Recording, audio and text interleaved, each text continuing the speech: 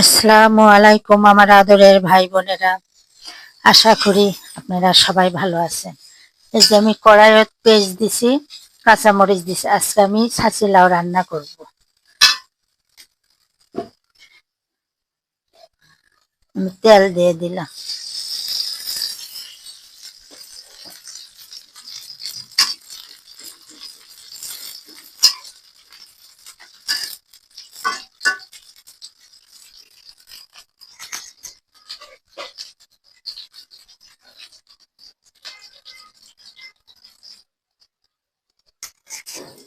আমার পেঁয়াজ লাল হয়ে গেছে, এখন আমি যে লাউ দিয়ে দিলাম।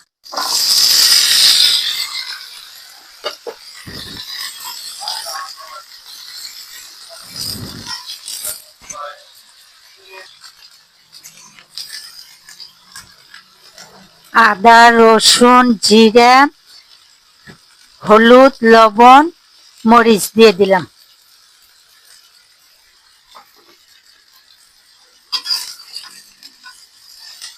আমি ভালো করে মুরগি ময় মশলা দিয়ে আগেই কষে নিচ্ছি। দিয়ে আমি কাঁচা মরিচ দিয়ে এই যে লাউ রান্না করছি। একটু মরিচের গুঁড়ো দিয়ে দিলাম।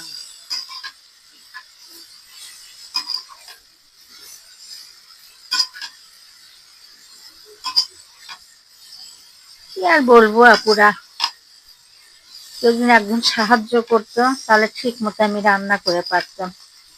কেউ তো আমার সাহায্য করে না, একলা একলা রান্না করি, এই জন্য ভুলে যাই।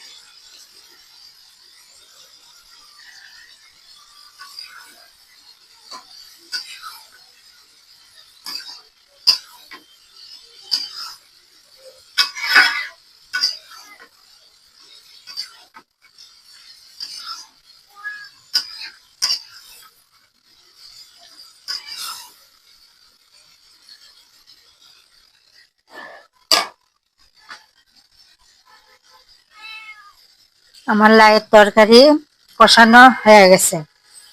আমি আগে থেকেই মুরগি কষে রাখছিলাম, এই যে দিয়ে দিলাম।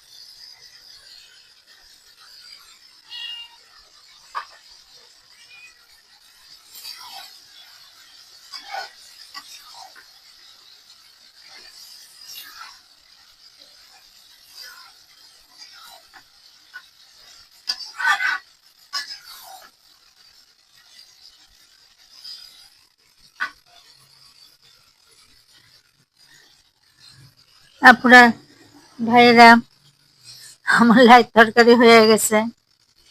কে কে লাউ পছন্দ করেন চলে আসেন এই আপুর বাসায়। আমি কিন্তু রান্না শিখাই না, আমরা যেরকম করে খাই সেরকম করে রান্না করি। পাশেই থাকেন, আমি এখন ঝোল দিয়ে দিব। আমার লাউ কষানো হয়ে গেছে, এই যে দেখতেই পাচ্ছেন। আমি এখন ঝোল দিয়ে দেব।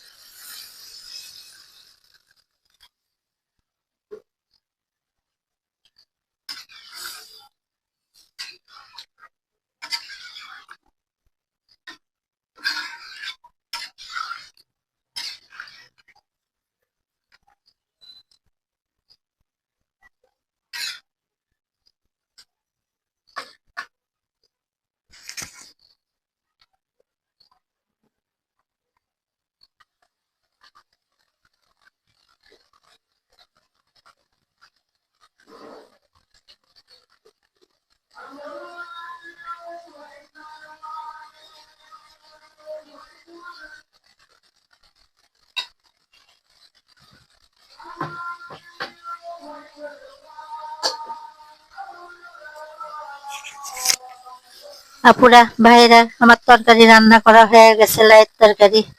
এখন আমি নামিয়ে নিব, পাশেই থাকেন।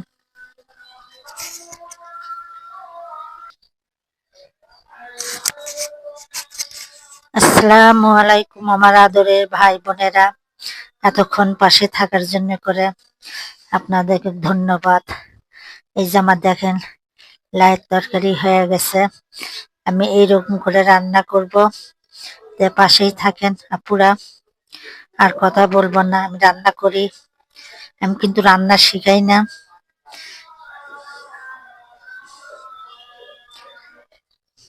আমি এরকম করে রান্না করি, আমার মুখ দিয়ে কথাই বার হচ্ছে না, দুই গালসি ঘাও হয়ে গেছে, জ্বর শুটা পুরা।